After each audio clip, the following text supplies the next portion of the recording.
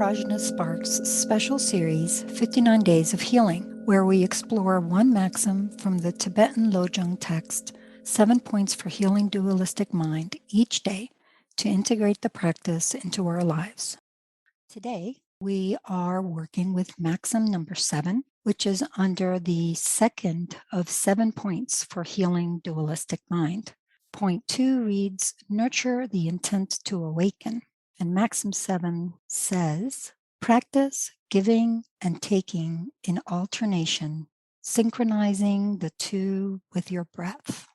This maxim refers to a practice that is quite popular, the practice called Tonglen in Tibetan. It's often described as giving and taking because Tong literally means to give and Len means to take. This practice has been popularized beyond the Tibetan Buddhist community and even beyond Buddhist or spiritual communities. Why? It's actually a really tender, really sweet practice. We imagine taking on all of the difficulties, the discomforts, lack of fulfillment, and so forth in others, and imagine that we give all the goodness that we have in order to relieve their unhappiness and suffering and provide them with all that is necessary for uninterrupted happiness. It's wonderful. It's also dramatically simplified in popular explanations because, like many Buddhist practices in general, there's a lot more to it than meets the eye.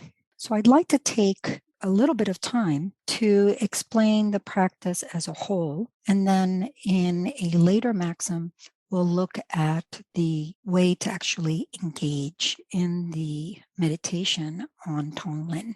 So one of the things I'd like to talk about is this term Tonglen, give and take. I often talk about this as open-handed welcome.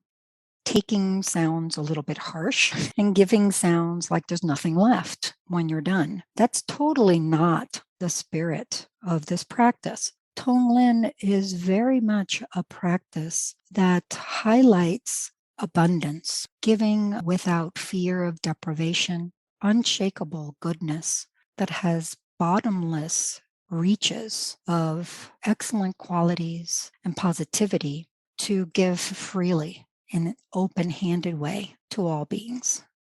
And also taking doesn't have much agency to it.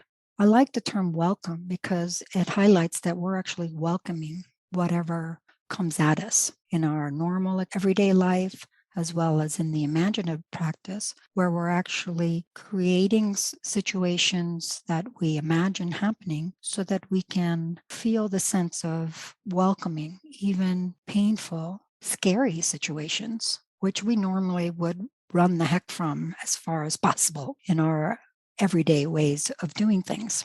Why would we do this odd practice? Why would we take on difficulties and give up goodness? When we think of it as open-handed welcome, what we're doing is actually turning our habit of self-importance upside down. This practice is a practice of emptiness, compassion, and unity. How does that work? It starts out by emptying out, destroying, eliminating the habit of self-importance, which is in the way of our entirely open-handed approach to others. It's not that we have to create that compassion. We all have that loving kindness, caring, benevolence as part of the nature of our mind. It's obstructed by the sense of self-importance and all the things that spin out from that. So this practice is using the infinite potentiality of the emptiness, shunyata, to deconstruct self-importance in a very radical way, putting ourselves in an imaginary exercise of taking on or welcoming negativity and giving or being open-handed with positivity. One of the questions I often hear when this practice is described is this going to harm me?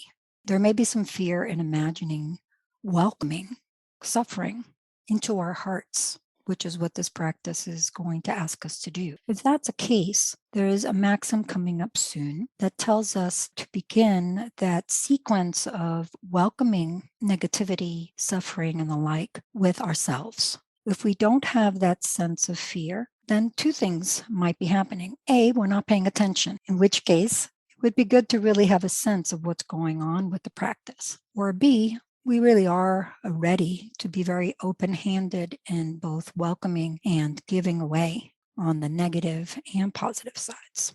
To understand this practice, it's really important to start with that infinite potentiality. The reason this works, the magic behind the practice, is the emptiness. It's because suffering does not exist precisely the way we see it, and happiness does not exist precisely the way we see it, that one can be transmuted into another.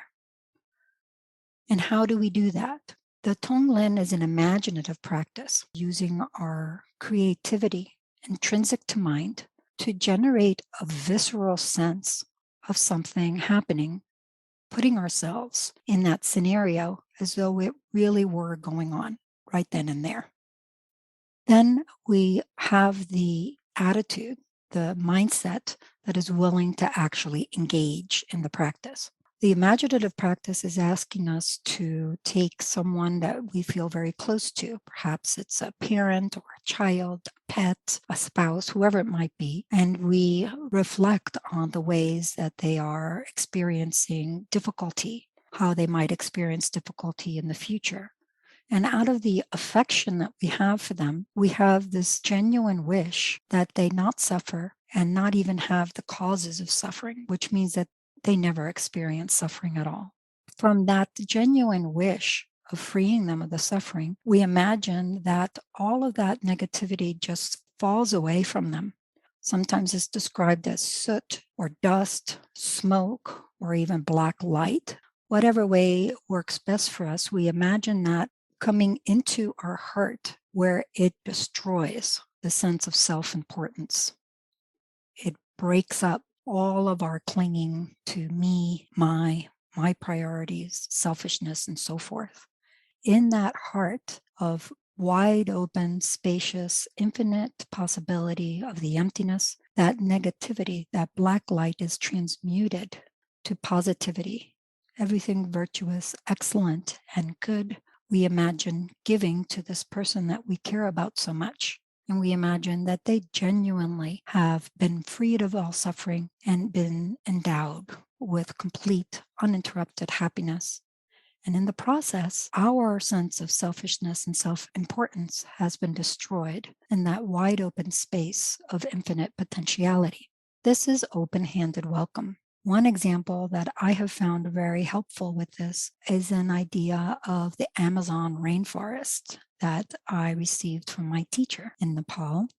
He loves to liken Tonglen to the trees in the rainforest and throughout the world that take in carbon dioxide, which is our waste product from breathing, and transmute it, giving back oxygen, which gives us life. Tonglen is asking us to be like the trees of the world when it comes to negativity and positivity, willing to take in whatever negative exists, welcoming that, in fact, because it becomes the food for our process of transmuting it to positivity, giving out life-giving virtue, excellence, and happiness to all beings. I love Tonglen. I find it to be one of the most useful practices for so many purposes. I've shared this with people in a number of contexts when I do training for counselors. It can be hard for people to just be in the presence of suffering. People don't necessarily know what to do with that, and they feel like there's something that they need to do, but the best thing sometimes is just to be present. So I think Tonglen is such a useful practice when you're in the presence of suffering and you don't know what to do. It's something that can be helpful. I also used it when I was on semester at sea, and there were students who were encountering so much suffering out there in the world that they didn't know what to do with that. It can bring up so many emotions, and this was a way of just being present with that and not turning away from it, and also not trying to engage in ways that weren't helpful, which might be the sort of initial things that folks would do. So I'm so glad that you're sharing this, because I think that it's so practical in so many situations we encounter of suffering. Yes, it certainly is. It helps us in the immediate sense, as you're talking about, ways that we can cope with different situations of suffering in the world and our own despondency and or sense of powerlessness against that. The full intent of the practice is much more transcendent. We see that this is in the second of the 7 points, which is the point about nurturing that intent to awaken, bodhicitta in the ultimate sense, the emptiness. While it has that value in everyday life, that value is intended to support a more transcendent understanding of the practice. So it doesn't just stay there, it grows past it. That's not to say that someone, for example, who isn't particularly spiritual or particularly Buddhist can't just use that technique in the immediate sense. Anything that helps with suffering and bringing more positivity is right in line with Buddhist practice. It seems, I think, to people initially like it's counterintuitive. Like what we should be trying to do is breathe out negativity, like get it out of ourselves. And so I love that image of the trees and the forest generating oxygen from CO2. And when I think about it in this context, it's such really an empowering thing to be able to think that we can transform that negativity into positivity. That's where I think that the destroying of self-importance is really crucial at the same time, so that we don't somehow elevate ourselves in the process of doing that and still feel the empowerment and really the beauty and wonder of that transformation. This sense of the emptiness and self importance of us being a servant of shunyata, a channel for bringing that transformation to the world, can help us with that tendency that ego always has to take over even spiritual practice. I often will hear people say, "Oh, you're doing so poorly. I will do Tonglen for you." If this is the kind of attitude we're doing, it doesn't matter how well we're imagining it, how great the visualization is of the smoke and the light and the this and the that. It's not a Tonglen practice. That is actually beefing up our sense of pride. I'm up here helping you down there. The exact opposite of the intent of this practice. It's really more humility, like the humility of trees, grounded in the soil, just doing what they do. This has been Yeshe and Tanya on day 7 of PRAJNA SPARKS special series 59 Days of Healing. Tune in daily for more maxims from the Tibetan Lojong text 7 Points for Healing Dualistic Mind. Check the episode notes for more resources and email us at sparks@prajnafire.com with any questions. May all beings benefit.